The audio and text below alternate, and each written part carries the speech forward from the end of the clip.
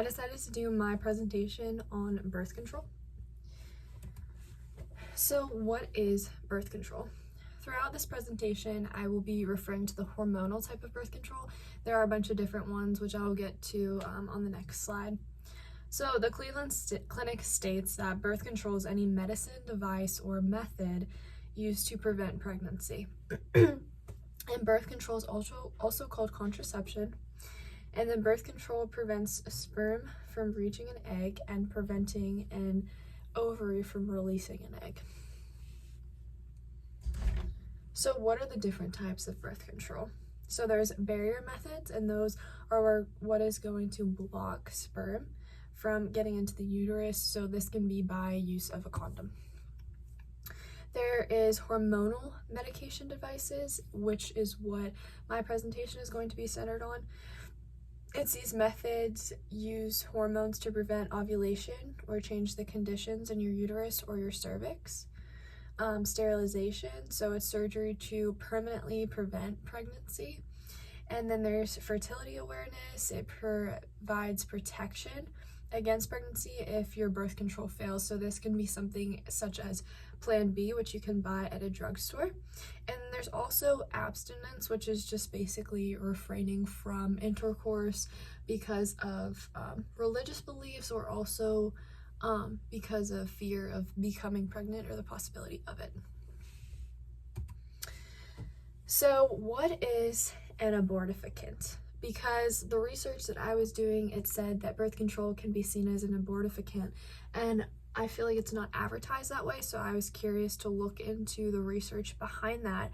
So according to the Human Life International, there are 3 modes of action for birth control pills. So the first mode is body is hormonally tricked into acting as if it is constantly pregnant, so there's no abortifacient in nature.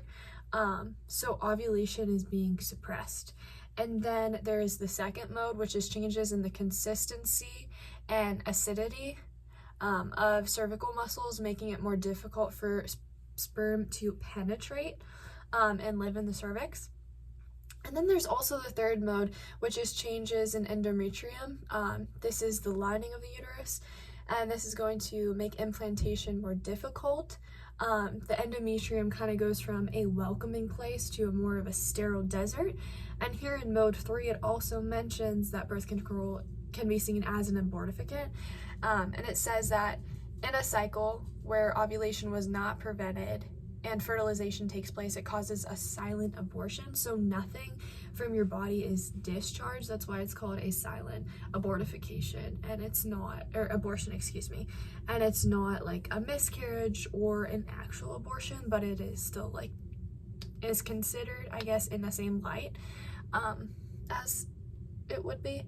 And then several studies show that women on low-dose pills experience an early silent abortion during a wide range of 2% to 65% of their cycles, depending on the formula being used. There are a bunch of different types of birth control, as we saw, but there's also different formulas as well, so that is depending. So what is the purpose of the thyroid? Because when you take birth control, the thyroid is what is being targeted. And I wanted to go into the research about, okay, well, what is the purpose of the thyroid? And it says that it explains what it looks like. The thyroid is a butterfly-shaped gland that sits at the base of your neck. And then it says its job is to control metabolism. Metabolism refers to the energy made and used by your body. And it also controls hormones and all of that stuff. So birth control and the thyroid, how do they interact? What goes on? It says birth control can affect your thyroid in terms of health. And it says the estrogen in birth control pills increases the amount of thyroid binding proteins available to bind to the thyroid hormone.